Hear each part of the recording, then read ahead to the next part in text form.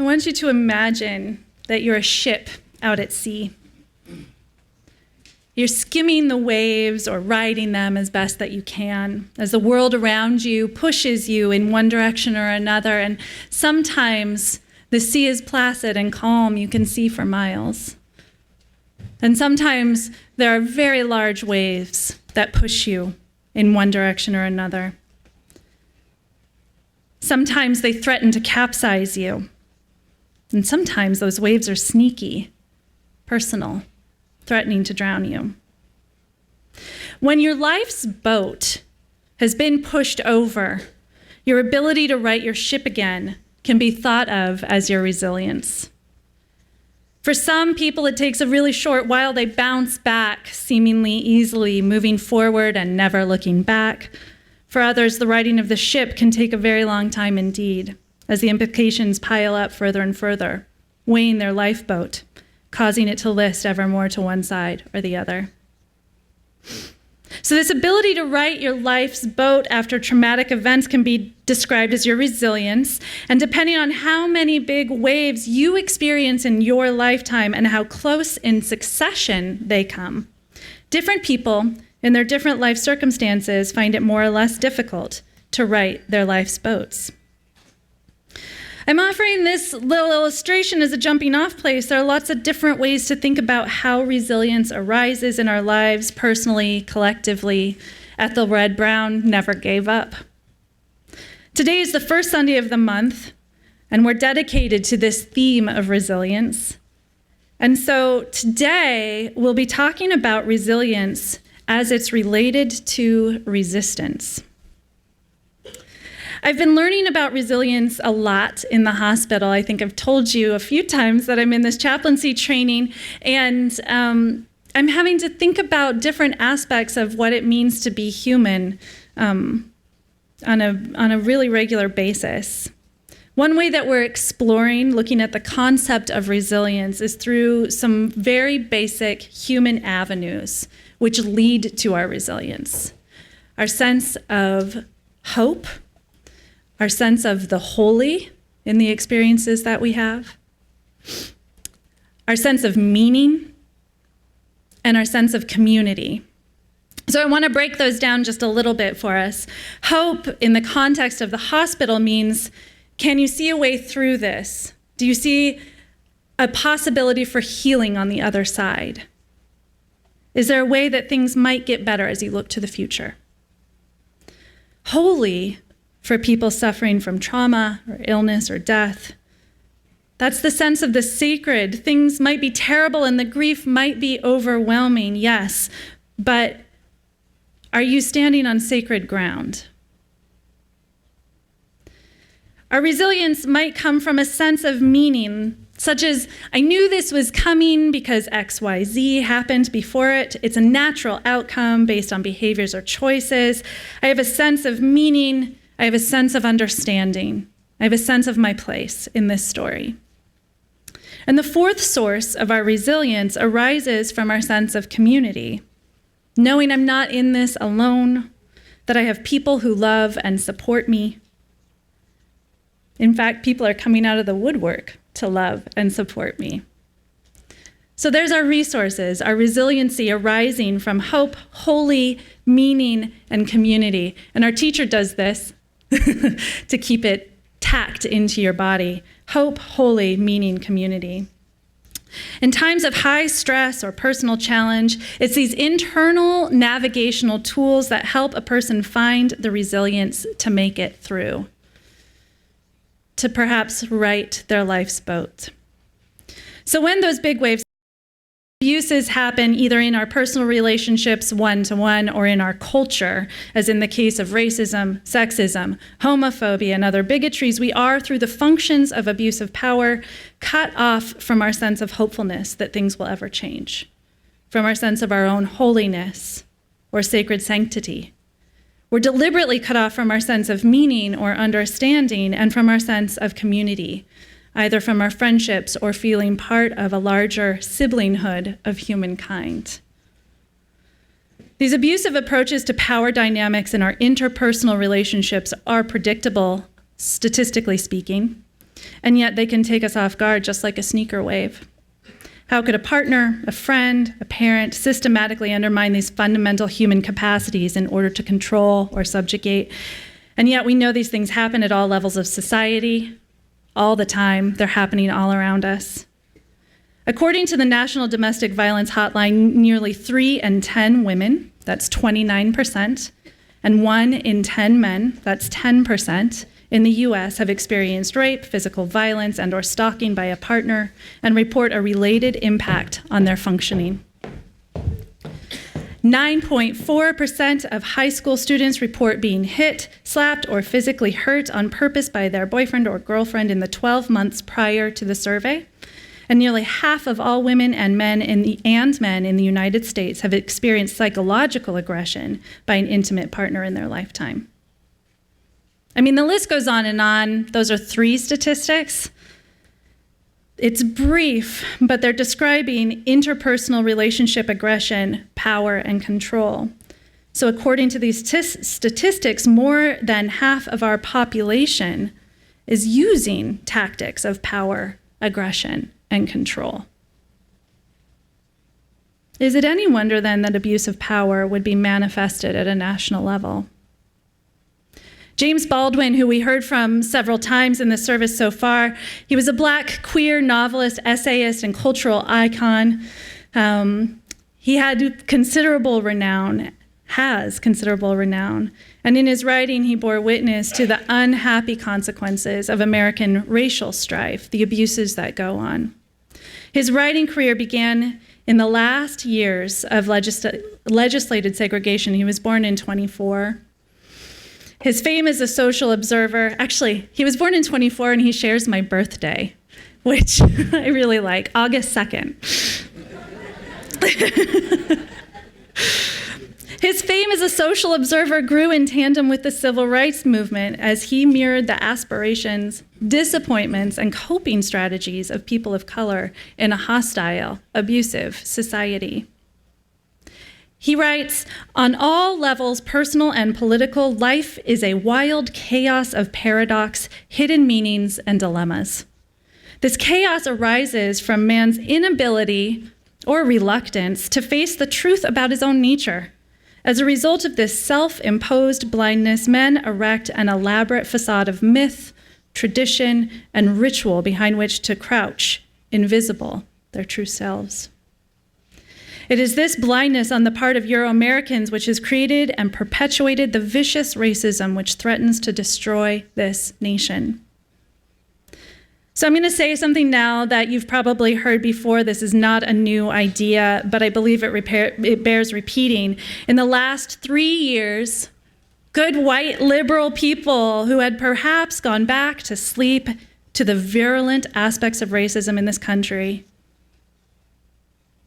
after Barack Obama was elected presidency, after the civil rights movement, we have been forced to wake up and bear witness to all the ways in which this country has not lived up to its promises to be better, to do better next time, to never make the same mistakes again. The police state, which white liberal middle-class individuals have been shielded from, is making headline news as young Black person after young Black person is murdered in the streets, in their homes, by the police. And sadly, this abuse is not a new scenario. In his slim, powerful work, The Fire Next Time, Mr. Baldwin describes in grim detail this exact reality, writing 50 years ago about the exact same abuse, the exact same crimes. Are you surprised? Writer, historian, and activist Rebecca Solnit writes, "We need to understand the worst-case scenarios and the suffering and loss happening now, so we know what we're trying to prevent. But we need to imagine the best-case scenario so we can reach for those too. And we need to imagine our own power in the present to choose the one over the other. And then we need to act. I believe that resistance, that standing on principle, that engaging with the trouble is good for the soul, a way to connect, a way to be powerful and get results." My claim here today is that we, as a faith tradition and as a people, get results when we tap into our sense of hope, holy, meaning, and community. In other words, when we tap into our own sense of resilience. We can face the realities of the racist structures we have inherited. We can accept the fact that we were born into a white supremacist, abusive culture. And with that knowledge in hand, we can choose differently. Here's a reflection from a UU minister, the Reverend Kenny Wiley. He says, Maya Angelou turned 40 on April 4th, 1968.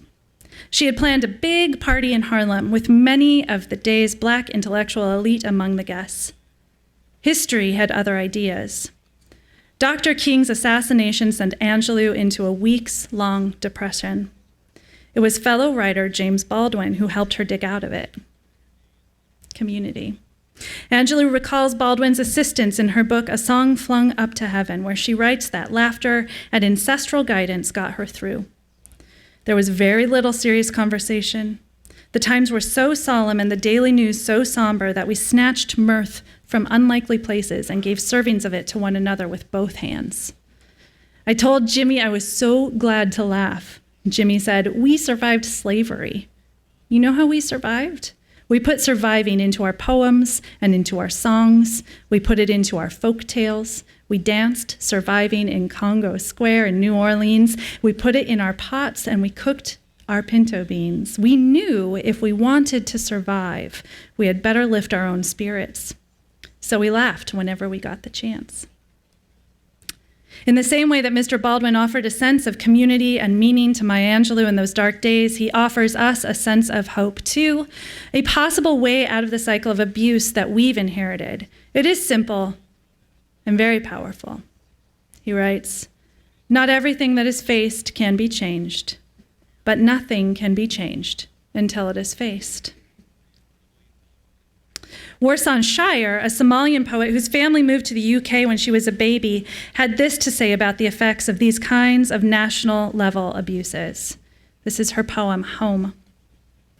"No one leaves home unless home is the mouth of a shark.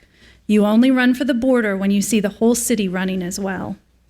Your neighbor's running faster than you. The boy you went to school with who kissed you dizzy behind the old tin factory is holding a gun bigger than his body.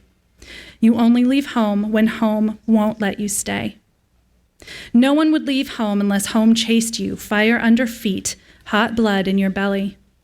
It's not something you ever thought about doing, and so when you did, you carried the anthem under your breath, waiting until the airport toilet to tear up the passport and swallow each mouthful of paper, making it clear that you would not be going back. You have to understand no one puts their children in a boat unless the water is safer than the land. Who would choose to spend days and nights in the stomach of a truck unless the miles traveled meant something more than journey?" I read this poem and I can't help but think of the people I know who have had to run from untenable situations, whether from their home nations or from their own homes.